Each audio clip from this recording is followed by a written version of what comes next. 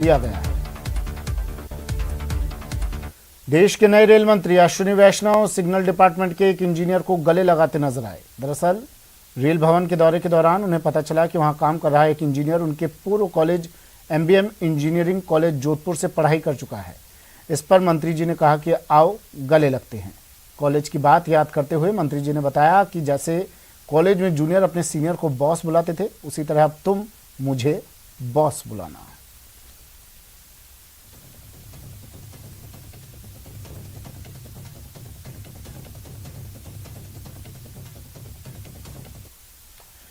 सन city को CM Ashok Gehlot ने virtual लोकार्पण के जरिए कई सौगात दी। जिले में पानी और बिजली से जुड़ी कई परियोजना का लोकार्पण किया गया।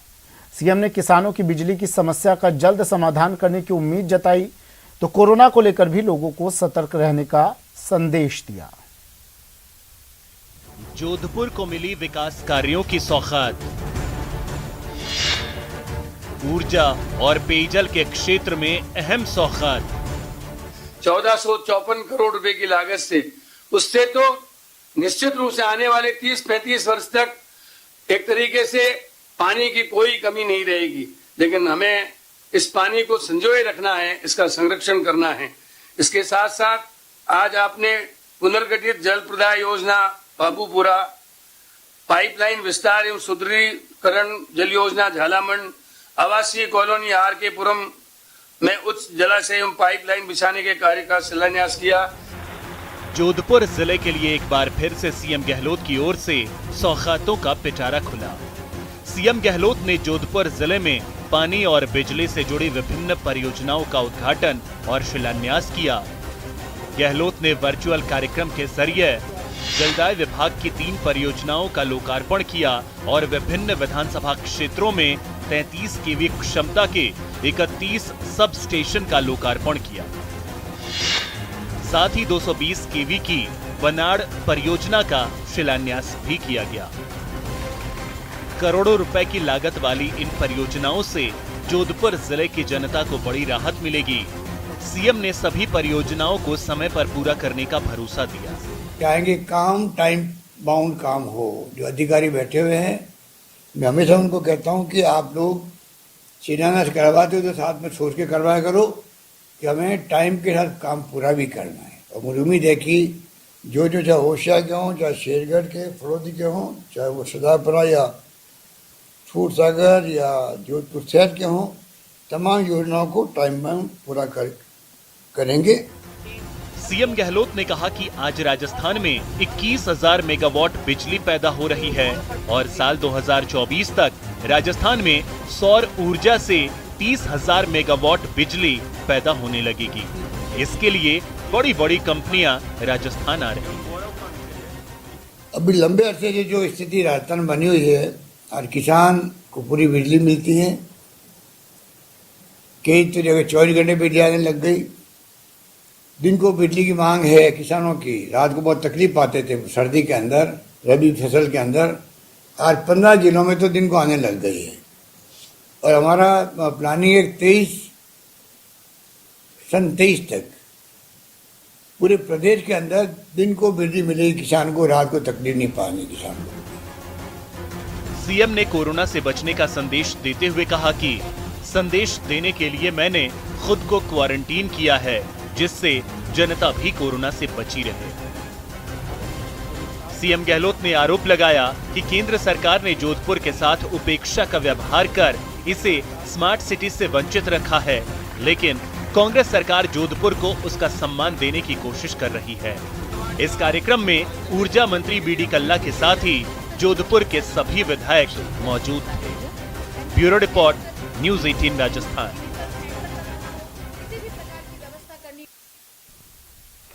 कांग्रेस संगठन में नियुक्ति का मामला लगातार लंबा खिंचता चला जा रहा है। करीब 11 महीने से नियुक्ति के इंतजार में कार्यकर्ताओं का जोश ठंडा हो रहा है। ये रिपोर्ट देखिए। 11 महीने से बिना संगठन कांग्रेस, कार्यकर्ताओं का जोश ठंडा, नियुक्ति कब तक? राजस्थान में राजनीतिक नियुक्तियां होनी है। राजस्थान के अंदर हमारे जिला अध्यक्षों की भी और ब्लॉक अध्यक्षों की भी नियुक्तियां होनी है। 11 महीने हो गए मरुधरा में कांग्रेस संगठन में नियुक्ति वादों के भरोसे चल रही है। पिछले साल जब जिलों की कार्यकारिणी को भंग किया गया था, तब से अब तक कार्यकर्ता उम्मीद के भरोसे कार्यक्रमों में शामिल तो हो रहे हैं, लेकिन जोश ठंडा पड़ता जा रहा है। हालांकि प्रदेश प्रभारी अजय माकन का दावा है कि कार्य प्रगति पर है, थोड़ा इंतजार करें। और हमारी कोशिश है कि सभी साथियों को साथ में लेकर के इसके ऊपर हम जल्द से जल्द हम लोग आप लोगों को बताएं। और ये वर्क इन प्रोग्रेस है, और ये वर्क इन प्रोग्रेस का मतलब हम सब लोगों से बात कर रहे हैं और जल्द इसका नतीजा आएगा। महंगाई और कोरोना जैसे मामलों को लेकर पार्टी विशेष अभियान चला रही है, लेकिन उनमें पार्टी कार्यकर्ताओं की अपेक्षित भागीदारी देखने को नहीं मिल रही है। वहीं संगठन में सभी को समान मौका न मिलने से भी कुछ कार्यकर्ता और पदाधिकारी परेशान हैं। दबी जुबान में तो सभी अपनी बात कहते हैं, लेकिन खुलकर कोई नहीं बोलना चाहता। मेरी राय की जरूरत ही नहीं, क्योंकि वो लोग खुद बहुत समझदार लोग हैं और पार्टी की बहुत जिम्मेदारी वाली पद पर हैं। उनको सब चीजों के बारे में ज्ञान है। वो अपने हिसाब से पार्टी की मजबूती के लिए अच्छा काम करेंगे। अलग अलग लोगों के अलग अलग विचार होते हैं, कोई जरूरी नहीं है जो मैं सोचती हूँ वही सही हो, क्योंकि वो लोग सोच समझ कर कदम उठाएंगे। उम्मीद है कि अच्छा ही होएगा, पार्टी के हित में ही होएगा। कोरोना की दूसरी लहर के खत्म होने के बाद उम्मीद है कि प्रदेश कांग्रेस के संगठन में जल्द ही नई नियुक्ति होगी, क्योंकि 11 महीने बीतने के साथ ही पार्टी को अगले विधानसभा चुनाव की भी तैयारी करनी है, और इसके लिए राजनीतिक नियुक्तियों के साथ ही संगठन की मजबूती भी जरूरी है। Dinesh Sharma, news 18 network, Rajasthan. कोटा में महंगाई के खिलाफ हल्ला बोल। महंगाई के खिलाफ ये अनूठा विरोध चल रहा है। पेट्रोल डीजल की बढ़ती महंगाई के खिलाफ कांग्रेस का विरोध प्रदर्शन। नयापुरा पेट्रोल पंप के बाहर कांग्रेसी ये विरोध प्रदर्शन कर रहे हैं। महंगाई के विरोध में विभिन्न झांकियां इस विरोध में शामिल की गई।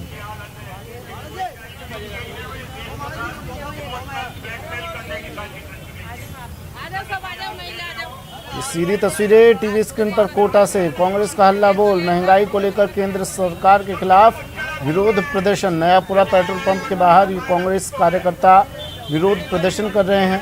महंगाई के विरोध में झांकियां निकाली जा रही है। देखिए किस तरह से सीधी तस्वीरें टीवी स्क्रीन पर। ये लोग, ये कार्यकर्ता कह रहे हैं कि अब पाषाण युग की ओर हम अग्रसर हो रहे हैं। महंगाई इतनी हो जाएगी कि शरीर पर कपड़े भी बाकी नहीं रहेंगे, और फिर हमें तन पर इस तरह पेड़ पौधे पत्ते लपेट कर बाहर निकलना पड़ेगा।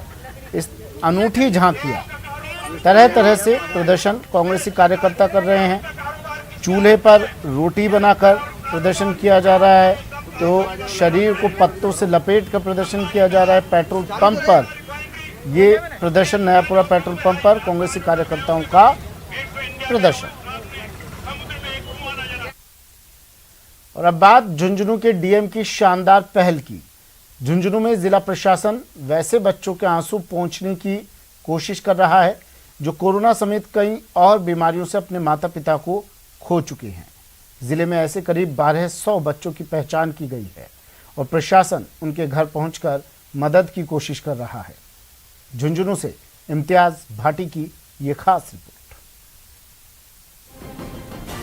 झुंझुनू में पीड़ितों तक पहुंचा प्रशासन।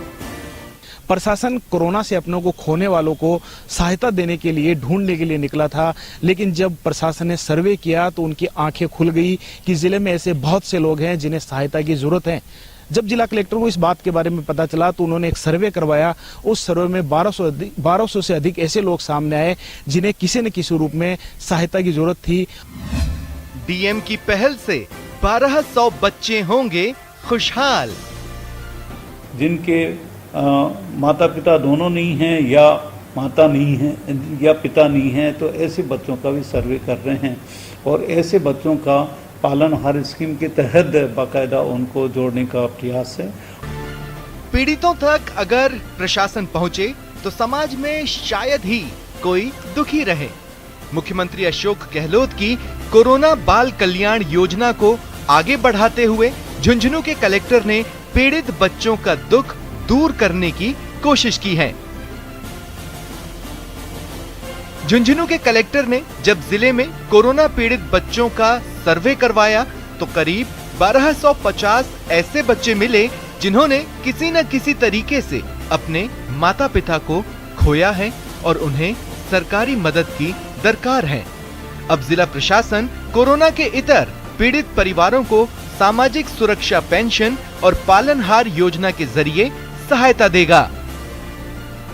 बच्चों का भी सर्वे कर रहे हैं और ऐसे बच्चों का पालनहार स्कीम के तहत बाकायदा उनको जोड़ने का प्रयास है और इसी तरह से जो इस तरह विधवा औरतें हैं उनको भी पेंशन देने का प्रोविज़न है।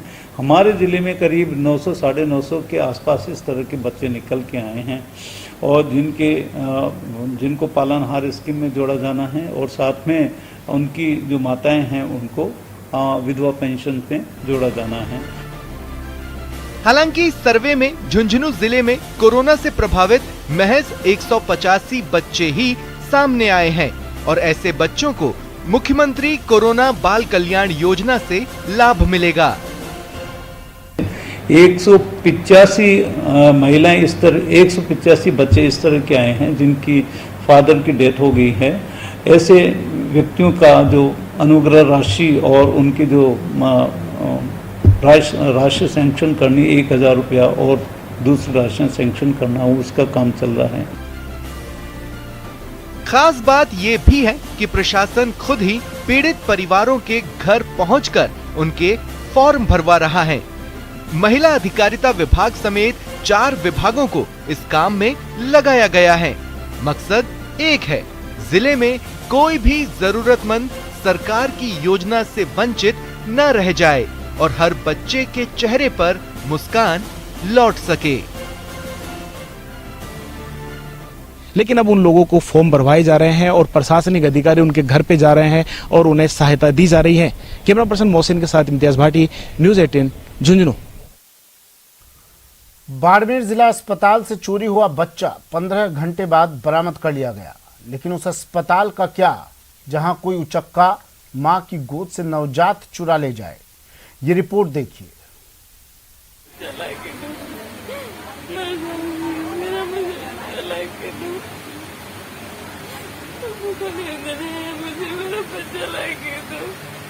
इस मां की आंखों में आंसू हैं, लेकिन दिल में बेइंतहा खुशी,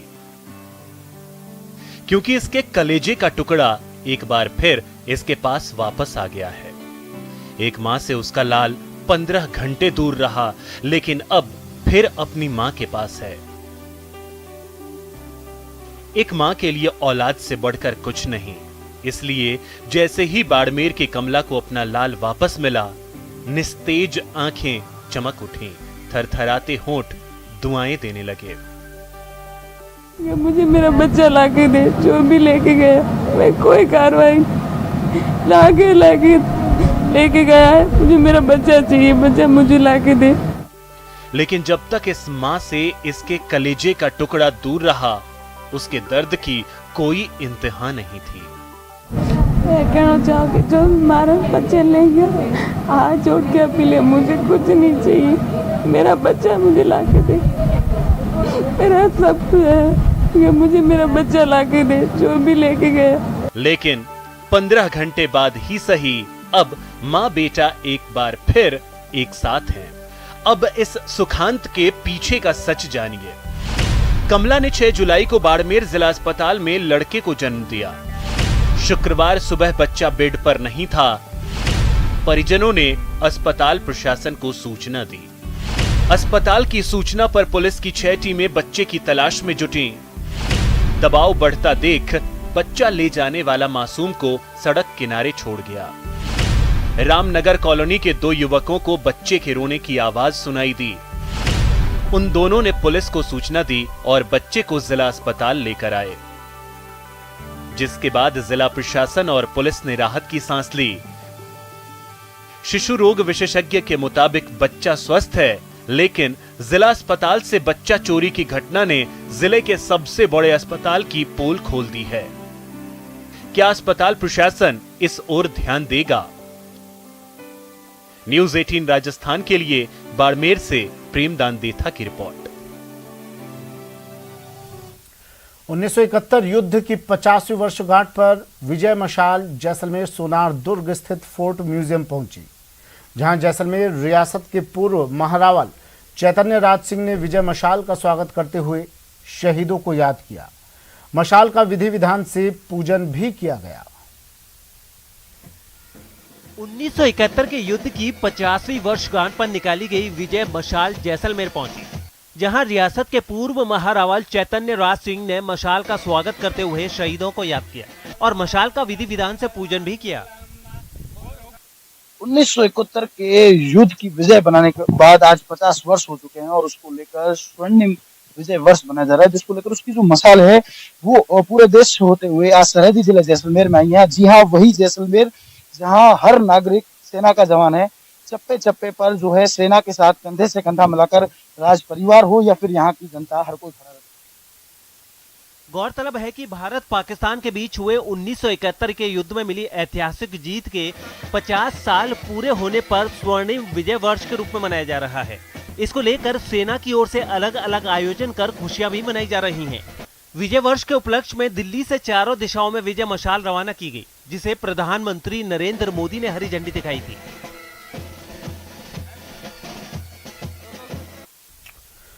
फिलहाल इतना ही, दीजिए इजाजत, नमस्कार।